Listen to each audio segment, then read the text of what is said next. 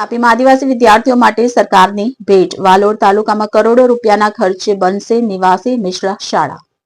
વાલોડમાં ₹51.35 કરોડના ખર્ચે આદર્શ નિવાસી શાળાનું ખાતમુહૂર્ત કરતા તાપી જિલ્લાના પ્રભારી મંત્રી નરેશભાઈ પટેલ આદિવાસી સમાજ હવે વિકાસની યાત્રામાં માત્ર લાભાર્થી નહીં સક્રિય સહભાગી બન્યો છે એમ પ્રભારી મંત્રી શ્રી નરેશભાઈ પટેલે જણાવ્યું હતું.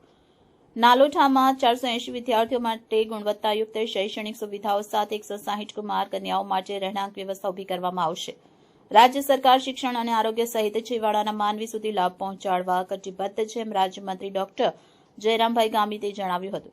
મહાનુભાવોના હસ્તે લાભાર્થીઓને યોજનાકીય લાભોનું વિતરણ સખી મંડળોને કરાયા પ્રોત્સાહિત કરાયા હતા. મહુવાના ધારાસભ્ય મોહનભાઈ ડોડિયા, તાપી જિલ્લા ભાજપ પ્રમુખ સુરજભાઈ વસાવા, જિલ્લા મહામંત્રી અમિત પટેલ અને મૃણાલ જોશી સહિત મહાનુભાવ ઉપસ્થિત રહ્યા હતા. રિપોર્ટર હેતલ કોકની, સિટી ગોલ્ડન ન્યૂઝ, તાપી. આજે તાપી જિલ્લાની અંદર ખાસ કરીને વાલોડ તાલુકામાં અમારી આદર્શ મિશ્ર શાળા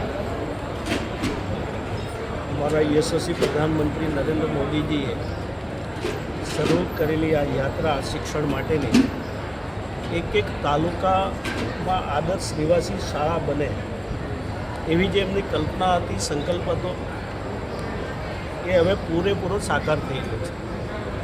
51.35 કરોડ રૂપિયાના ખર્ચે 460 જેટલા વિદ્યાર્થીઓ જે અભ્યાસ કરી રહ્યા છે એનું ભવ્ય નિવાસ સાથેનું, અદ્યતન સુવિધા સાથેનું આ મકાન બનવાનું છે. હોસ્ટેલ બનવાની છે, સ્ટાફ ક્વાર્ટર્સ બનવાના છે. એનું અમે વિધિવત રીતે ભૂમિપૂજન કર્યું છે.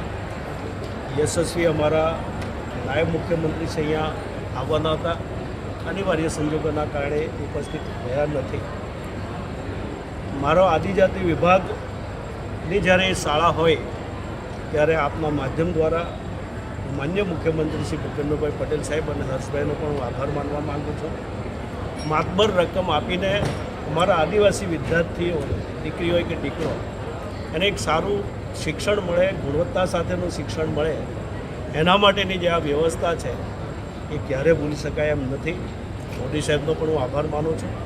અને ફરીવાર આપના માધ્યમ દ્વારા હોળી અને ધૂળેટીને બધા જ લોકોને શુભકામના પાઠવું છું. અને જે મકાનના અમે ભૂમિપૂજન કર્યા છે એ ઝડપથી ગુણવત્તા સાથે મકાન તૈયાર થઈ જાય અને અમે જ એનું ઉદ્ઘાટન કરી શકીએ એટલું ઉતાવળથી બની જાય એ પ્રકારની અમારી કામગીરી હશે, એ ચોક્કસ હું ખાતરી આપું છું. ધન્યવાદ.